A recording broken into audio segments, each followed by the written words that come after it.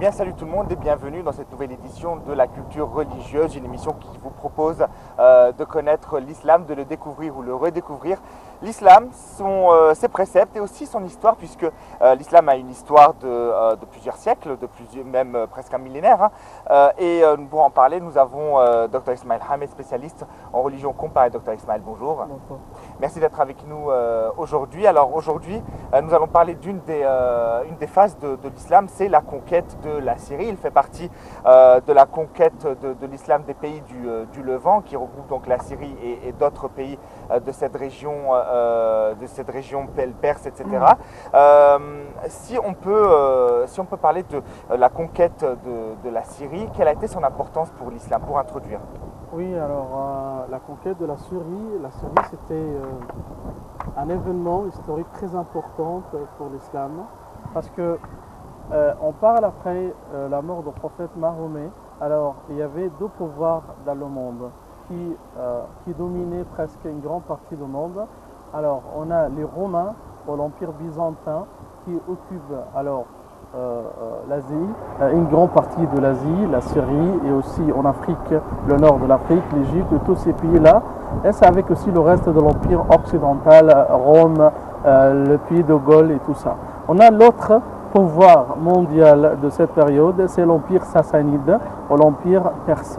Alors c'était en Irak, en Iran et l'autre partie de l'Asie. Ces deux pouvoirs alors qui se luttaient alors pendant cette période après ou à la suite de la mort du prophète Mahomet. Et bien sûr pour l'islam, pour être propagé, pour être répandu dans ce pays-là, les pays qui étaient occupés alors par les Romains et par les Perses, alors ils font une confrontation avec ce pays-là. Donc l'importance ou la valeur de les conquêtes, c'est pour informer le peuple de la Syrie, le peuple de l'Égypte, le peuple de l'Irak pour l'islam, pour savoir. Alors il faut sortir avec l'islam de l'Arabie, parce que l'islam pendant la période du prophète Mahomet, c'était juste dans la péninsule arabique. Donc alors il faut sortir couramment parce que répandre l'islam. L'islam c'est une religion globale, c'est mondial, universel pour tout le pays et pour tout le peuple du monde, comme Dieu a dit au prophète. Donc après, à la suite de la mort du prophète Mahomet, on a la guerre contre les hérétiques au Harb Redda. Bien sûr, il y avait des gens qui prétendaient qu'ils sont des messagers de Dieu, ils sont prophètes comme Moussaïlem al-Kazab, al-Aswad al-Ansi, dans plusieurs pays de l'Arabie, entre les tribus arabes.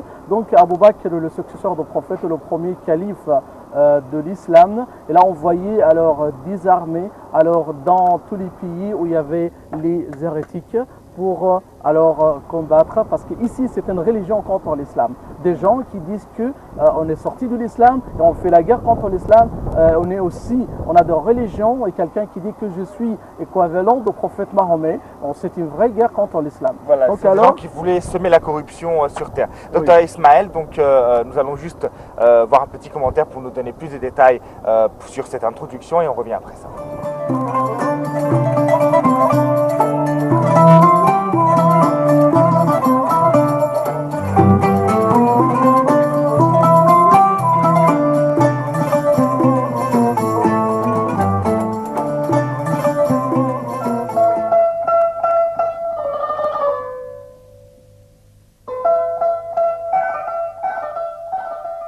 Après la mort du prophète Mohammed, salut et bénédiction de Dieu sur lui, en 632, les califes et ses successeurs partent à la conquête des empires perses et byzantins.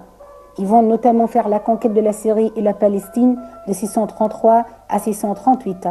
Une série de campagnes menées essentiellement sous le commandement de Khalid ibn al-Walid, Ubayd ibn al-Jarrah et Yazid ibn Abi Sufyan ont abouti à la victoire de l'armée musulmane et la défaite de l'empire byzantin. Ces campagnes ont commencé sous le règne de Abu Bakr al-Siddiq, premier califat, mais les batailles décisives ont eu lieu sous Omar ibn al-Khattab. À Médine, le calife Omar avait été prévenu de l'approche d'une armée grecque. Il en avertit son meilleur général, Khalid ibn al-Walid. Celui-ci réunit l'ensemble des combattants musulmans et après 5 jours de marche, fait face à l'ennemi. L'affrontement décisif a lieu sur les rives du Yarmouk, un affluent du Jourdain à une centaine de kilomètres au sud de Damas. La bataille du Yarmouk est une bataille majeure entre les forces musulmanes et les armées de l'Empire romain d'Orient. La bataille consiste en une série d'engagements qui s'étalent sur une durée de 6 jours en août 636 près de la rivière Yarmouk. La bataille est considérée comme une grande victoire pour les musulmans qui mettent fin à la domination byzantine en Syrie. Pour certains historiens, la bataille du Yarmouk est l'un des engagements majeurs de l'histoire et marque la première grande vague des conquêtes musulmanes. Elle est notamment à l'origine de l'expansion de l'islam au sein du Levant chrétien. Plusieurs villes syriennes ont succombé entre les mains des musulmans sans bataille, après que ceux-ci ont accordé un pacte aux habitants, leur garantissant la sécurité des personnes, des biens, des lieux de culte en échange d'une taxe. D'autres villes ont été conquéries après avoir été assiégées, comme Homs, Damas, El Roca et Jérusalem. Après un siège de 2 ans, les armées arabes entrent dans Jérusalem. Omar II calife aurait accordé un pacte aux habitants, leur garantissant la sécurité et la liberté de culte.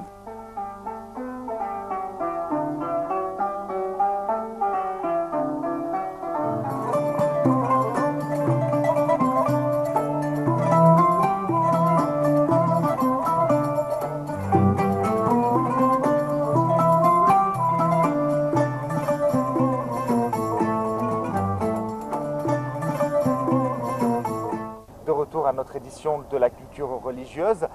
Justement, notre sujet aujourd'hui, c'est la conquête musulmane de la Syrie. Et notre invité est Dr Ismaël Hamé, spécialiste en religion comparée. Dr Ismaël, cette guerre a été l'occasion de faire valoir disons les prouesses et surtout le caractère chevaleresque de ce qu'on appelle les Khulafa Rashidoun, donc les califes orthodoxes, donc Omar ibn al-Khattab et parmi eux donc Omar ibn al-Khattab et Khalid ibn Walid et bien sûr Abu Bakr al-Siddiq que vous avez évoqué tout à l'heure. Parlez-nous de ces personnages mythiques dans la culture de l'islam. Alors, on parle des grands compagnons de l'islam. Alors, si on parle des 4 califes, on a Abu Bakr, le successeur du prophète, le compagnon le plus proche du prophète Mahomet. Il est aussi le beau-père du prophète Mahomet, il est le père de Sayyida Aïcha. Alors il était aussi le deuxième personnage dans le caveau pendant le miracle de l'émigration du prophète. On parle d'un très grand personnage de l'islam et on dit toujours qu'il est le personnage le plus important de l'histoire de l'homme après le prophète. Et quand tu fais le prophète dans une catégorie, la première personne après le prophète, c'est Abu Bakr al-Siddiq. Et après, on parle de Omar al-Farouk, celui qui est Dieu, alors c'est par la justice, par rapport à la justice et tout ça, c'est par Omar ibn al-Khattab. C'est bien sûr le prophète Mahomet qui l'a bien recommandé. Et Omar, c'est un grand calife, le deuxième calife qui a régné alors l'empire musulman alors à peu près 10 ans. Le troisième, c'est Othman. Vous avez dit, il a renié l'islam pendant 10 ans, je ne comprends pas. C'est-à-dire qu'au départ, il n'était pas musulman pendant 10 ans, et après 10 ans, il est venu devenir. Non, on parle de l'empire, parce que pendant la période du prophète Mahomet, c'était un État musulman. Après le prophète, alors on avait des conquêtes, l'islam a été répandu dans plusieurs pays du monde, donc ça commence l'idée d'avoir un empire musulman. Donc alors, c'était bien sûr un roi, c'est un calife d'un grand empire. D'accord, il a régné dans cet empire. D'accord. Ensuite, donc on parle de Othman ibn Affan, bien sûr aussi, c'est un grand aussi, c'est un des 10 qui était aussi que le prophète informe les compagnons qu'ils étaient des gens de paradis, ou comme ça, comme Abu Bakr, comme Omar, comme Othman. Aussi, il était le gendre du prophète Mahomet. Il a épousé 2 filles du prophète Mahomet. Alors, il a épousé Ruqayya et Kulthum. Et bien sûr, c'était des grandes grâces de Othman. Et lui, le seul personnage qui a épousé 2 filles du prophète Mahomet. Si on parle d'Ali aussi, c'est le cousin du prophète Mahomet, celui qui a épousé aussi sa fille favorite Fatima, il est le père de l'Hassan al-Hussein, et aussi la famille d'Abu Talib, c'est une grande famille de l'islam et c'est la même famille du prophète Mahomet. On parle de très grands califes et c'est la période du califat. Alors après, c'est fini le califat et cette période de le royaume musulman. Parce qu'après, c'était un royaume, un roi, et il était suivi par son fils, et comme ça. Et ça n'existe pas avant. Donc un royaume héréditaire, quoi. Oui, c'est héréditaire. Mais justement, comment le roi était choisi? C'est par rapport à sa descendance avec le prophète ou c'était comment? Ah, c'est après le calife ou c'est comment? Vous avez dit que après le califat, il n'y a plus de califat. Oui, c'est après, fini, le dernier calife, c'est Ali ibn Abi Talib. Oui. Ali ibn Abi Talib est le dernier calife et ensuite ce sont des rois. Alors, après l'assassinat de Ali, radiallahu anhu, alors il était suivi par son fils Al-Hassan, c'est lui qui reste, celui qui était élu par les musulmans, mais il ne reste que 6 mois. Après, il y avait de luttes, il y avait de problèmes, de sédition. Depuis, alors, Al-Hassan, c'est un homme qui ne cherche pas de pouvoir ou d'être un roi et tout ça. Il a abandonné tout ça pour Muawiyah ibn Abi Sufyan, radiallahu anhu. Puis Muawiyah, il reste 20 ans comme le roi de royaume musulman dans cette période. Et avant sa mort, alors, il a fait son fils pour être l'héritier. Après la mort, c'était son fils, alors qui s'appelle Yazid, qui le suit après, et puis le fils de ça et le fils de calife ou le fils de roi, si on parle ça. Pourquoi justement c'était un royaume héréditaire? Est-ce qu'il n'y a pas cette notion de démocratie dans l'islam, ou est-ce qu'on n'élisait pas son roi ou... Mais c'est un changement ridicule alors de la façon de élire le calife ou l'imam de musulmans. Pendant la vie du prophète Mahomet, il laisse l'affaire pour les musulmans. C'est une consultation alors, entre les musulmans. Ça arrive en islam. Mais pendant les 4 califes, alors c'était les musulmans qui élisent. Alors c'est qui doit être avec Al-Bay'a ou avec tout ça. Mais à la suite de Al-Hassan qui a abandonné alors, le règne, le pouvoir et tout ça, c'est un grand changement avec Muawiyah. Donc on avait la dynastie Umayyad de tout ça. D'où le déclin de l'empire musulman justement. Alors pour retourner à un autre sujet, on parle de la conquête de la Syrie. Vous avez dit que c'est un événement important justement dans l'histoire de l'islam. La Syrie était un point stratégique, je crois. Bien sûr, la Syrie, c'est un point qui sépare l'État musulman alors de l'Empire byzantin ou l'Empire romain. Donc, toujours les Romains faisaient des agressions, faisaient des problèmes, des attaques à la frontière des États musulmans. Alors, ils faisaient beaucoup de choses et bien sûr, pendant la vie du prophète Mahomet, il a envoyé alors beaucoup des petits groupes alors pour se défendre et tout ça. On connaît bien sûr Mawqa'at Dawmat al-Jandal, Zat al-Salasil et tout ça. C'était juste pour se défendre contre les agressions romaines et tout ça. Donc à la suite, après la mort du prophète Mahomet, donc alors l'islam, ça doit être répandu, ça doit être propagé dans le pays du monde. Donc Abu Bakr, il a envoyé 12 armées. Une armée vers l'Irak contre les Perses et une autre armée alors vers la Syrie. Donc l'armée pour la Perse, c'était 12 armées contemporaines pendant presque la même période. Donc l'armée de l'Irak, c'était menée par Khalid ibn al-Walid. Et l'autre armée, alors c'était avec Abu Ubaïda ibn al-Jarrah, avec beaucoup d'autres commandants comme Amr ibn al-As, Shurhabil ibn Husna et plusieurs d'autres, Khalid ibn Saïd ibn al-As. Donc il avait un problème pour l'armée en Syrie. Abu Ubaïda, c'était un homme de guerre, ce n'était pas un commandant militaire. Donc Abu Bakr, il a trouvé que l'affaire très critique là-bas en Syrie. Donc il a changé le commandement de la Syrie et l'Irak. Donc il a envoyé pour Khalid ibn al-Walid pour aller et pour abandonner l'armée de l'Irak et pour aller en Syrie pour rejoindre l'autre armée là-bas parce qu'il y a un problème.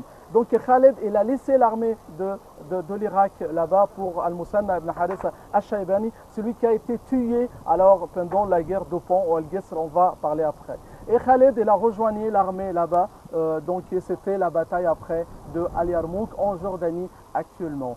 Pendant cette bataille, alors, les musulmans n'étaient pas plus de 40 000 personnes. L'autre côté, c'est l'armée romaine, plus de 200 000 personnes aux soldats. Mais alors, donc, justement, cette guerre, justement, docteur Ismaël, elle était pourquoi? C'était une guerre pour la conquête d'un territoire, c'était une guerre disons, obligatoire, c'est un ordre divin d'aller faire la guerre, c'était pourquoi cette guerre? Non, ce n'est pas un ordre divin pour faire la guerre. Alors, les Romains faisaient des attaques alors dans les frontières de l'État musulman. Donc on doit arrêter ça. C'était au début. Après ça, on doit informer le peuple de la Syrie qui comprend la Palestine, la Syrie, la Jordanie, le Liban. Le royaume de Syrie. Oui, donc alors le royaume de Syrie ou tout ça. Donc il faut informer le peuple là-bas de l'islam. Et ça signifie quoi l'islam? Les Romains, ils ont occupé la Syrie et tout le pays à côté. Donc les Romains, bien sûr, ils ne laissent pas les musulmans pour répondre, pour parler de l'islam là-bas, parce que les Romains étaient chrétiens, alors diophysites. Donc alors c'était comme ça fait la guerre. Donc Khalid ibn al-Walid, alors c'était le grand commandant, comme on connaît, il est Saifullah al-Masloul, c'est un grand commandant, c'est quelqu'un qui est très très sage, qui est très talent aussi par rapport les actes militaires et tout ça. Donc il y avait la guerre ou la bataille de Al Yarmouk. Donc cette bataille, on parle de l'armée romaine, c'était plus de 10 fois, alors plus que l'armée des musulmans. Donc quand les musulmans, ils ont vu l'armée romaine et quand ils savaient le nombre de cette armée-là, quelqu'un de musulman disait à Khalid ibn al-Walid, alors comment l'armée romaine est très grande, comment et nous, alors l'armée musulmane est petite. Khalid ibn al-Walid lui a dit que, alors mon ami, tu connais que alors la victoire n'arrive pas par le nombre, n'arrive pas par les armes, mais ça arrive par la foi. Et bien sûr, après une guerre ou une bataille féroce, alors les musulmans, ils ont gagné, ils ont fait une grande victoire sur les Romains, ils ont dispersé alors les forces et les armées romaines partout. Ils ont gagné une grande partie de la Syrie après cette bataille. C'était pendant l'année 15 après l'émigration du prophète Mahomet, c'est à peu près 636 après Jésus-Christ. Alors deux batailles décisives, hein. On va parler un petit peu, évoquer le front musulman. Donc par où les musulmans passent? C'est la Syrie. Ils passent par, je crois, par Yarmouk et Al-Qadisiyah, c'est ça? Ouais. Tu connais, alors Qadisiyah c'est en Irak, c'est autre chose, c'est autre sens. Okay. Donc alors, on a l'Arabie, donc tu vas tout droit pour la route de Médina, alors Médina tout droit pour la route de la Syrie ou la route de Blad Sham, c'est comme on connaît. Bien sûr, on a la route des caravanes, la route commerciale qu'on utilise toujours, Rihlata Shita ou Saif. Alors, Rihlata Shita, alors c'était pour l'Yémen, Rihlata Saif, alors c'était pour la Syrie. Donc, les musulmans connaissaient bien la route pour la Syrie, c'est la même route du caravane commerciale, alors pour aller vers la Syrie.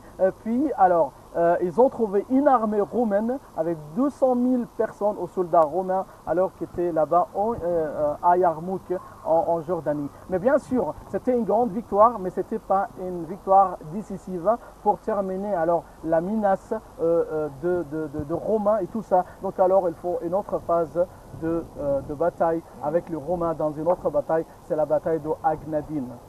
La Syrie, à cette époque, comportait déjà des vestiges très importants. On a les ruines Petra, l'ancienne cité de Petra. C'était d'ailleurs Petra, c'était la première cité à tomber dans les mains de l'armée musulmane. Bon, les vestiges sont toujours là, de Petra, qui sont toujours visités. Justement, moi j'ai envie de vous demander, après le passage des musulmans en Syrie, quels dégâts a été commis dans le pays? Rien de tout. Oui. Alors, d'après les traditions historiques, les historiens ne nous parlent pas que les musulmans ils ont...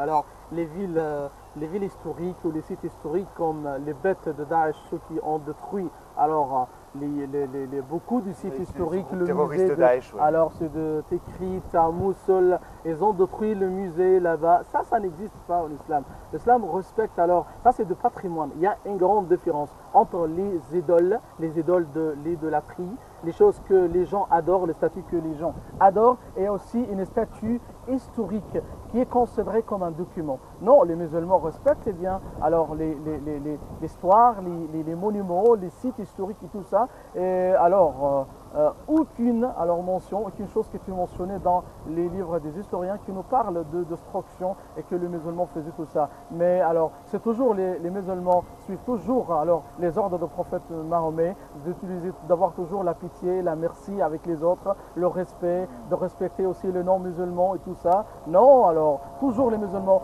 alors nous donnent toujours des grands exemples alors de tolérance et de respect envers les autres. Oui, c'est pour cela que, heureusement d'ailleurs, que l'islam n'impose pas la destruction du patrimoine, sinon des grands vestiges comme les pyramides ou ces vestiges millénaires seraient détruits par les musulmans. Oui, oui. Oui, le sphinx. Alors, quand les musulmans ils sont arrivés en Égypte, ils ne font pas aucune chose. Alors en Égypte, comme le sphinx, ça on va parler aussi. On va en parler, bien entendu. Docteur Ismaël, si vous le voulez bien, on va faire une petite pause. On va vous proposer de visiter le musée de la faïence tout de suite et on revient après ça.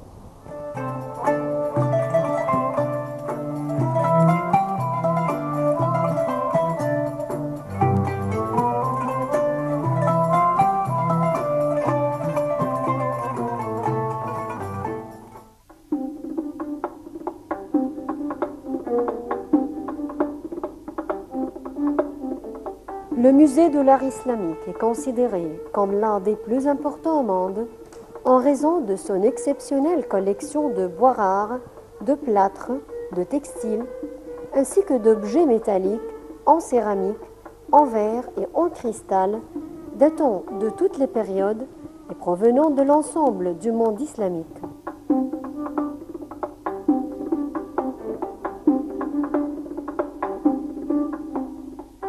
Abritant plus de 102 000 objets, ce musée abrite l'une des plus importantes collections d'art islamique du monde, avec des collections datant du 7e jusqu'à la fin du 19e siècle, provenant d'Égypte et des pays arabes, mais aussi d'autres pays où l'empreinte islamique fut profonde.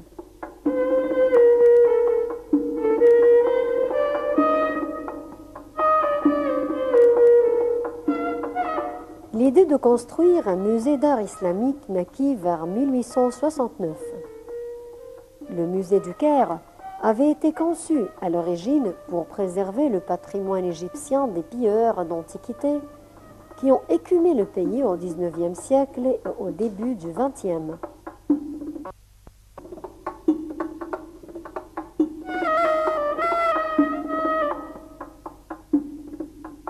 L'architecte allemand Franz Pacha, qui était à l'époque responsable des Waqf, ou les legs pieux, avait alors rassemblé toutes les pièces anciennes et intéressantes se trouvant dans les monuments de la ville du Caire et dans les ruines de Fustat.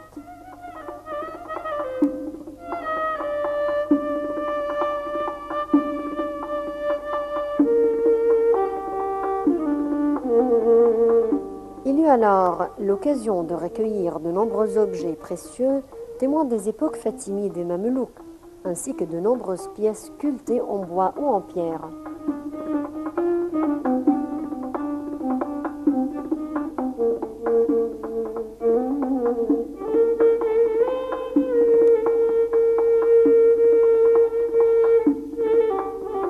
À l'époque, ces quelques 3000 pièces étaient conservées dans la cour de la mosquée Al-Hakam. Cependant, ces locaux devinrent vite étroits.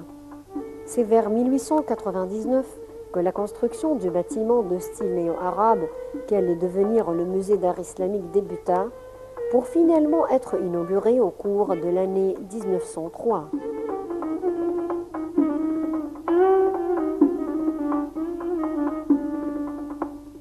Alors que la partie est des locaux est connue sous le nom de la Maison des Antiquités Arabes, la partie ouest porte le nom de la Bibliothèque du Sultan.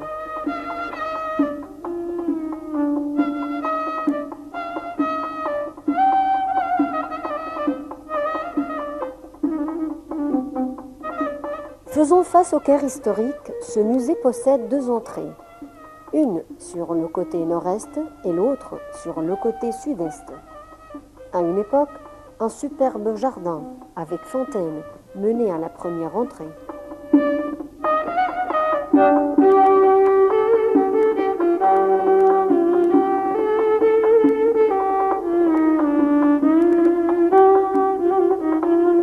L'entrée située sur la rue Port Saïd a une superbe façade dont les décorations et les renfoncements furent inspirés par l'architecte islamique datant de plusieurs périodes.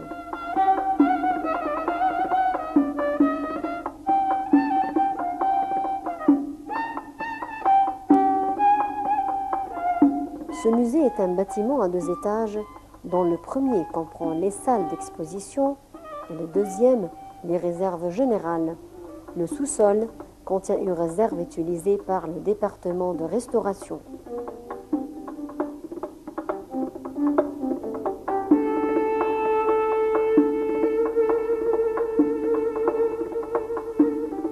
Le plus grand musée d'art islamique du monde a rouvert ses portes au Caire après 7 ans de travaux. Près de 2500 objets issus des diverses époques islamiques sont exposés au public.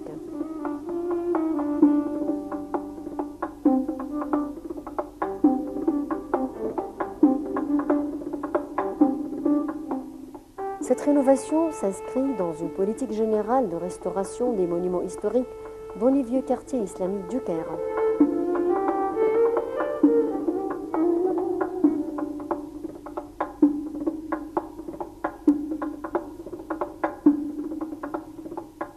Le musée islamique se prévaut d'abriter l'une des plus importantes collections d'art islamique du monde.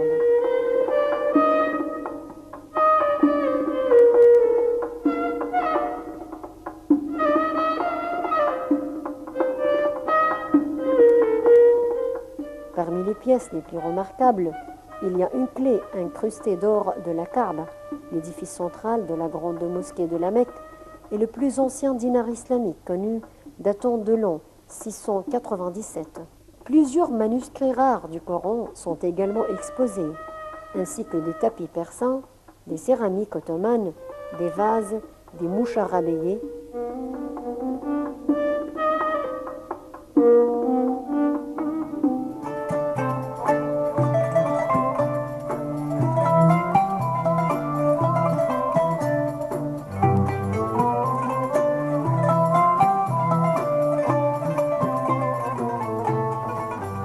De retour pour conclure cette édition de la culture religieuse, la conquête de la Syrie est très longue, hein. On doit parler de beaucoup justement de batailles, c'est ça? Oui, bien sûr. Alors Oui. quelle bataille importante? Alors, on a pourrais-tu- Aghnadin, Ouais. on a la bataille de la conquête de Bait el-Maqdis. Alors, il y a beaucoup de choses qu'on doit parler sur Bait Donc el-Maqdis. la conquête de Jérusalem, Beit el-Maqdis, Omar ibn al-Khattab là-bas, et la construction de la mosquée de Omar à Beit el-Maqdis. Il y a beaucoup de grands événements là-bas. Eh oui, donc une bataille très importante dans l'islam. On aura l'opportunité d'y revenir ultérieurement. Je remercie mon invité, Dr Ismaël Hamel, spécialiste en religion comparée, d'avoir été avec nous. Je vous remercie, chers téléspectateurs, de nous avoir suivis. Je vous retrouve très bientôt. Assalamu alaikum.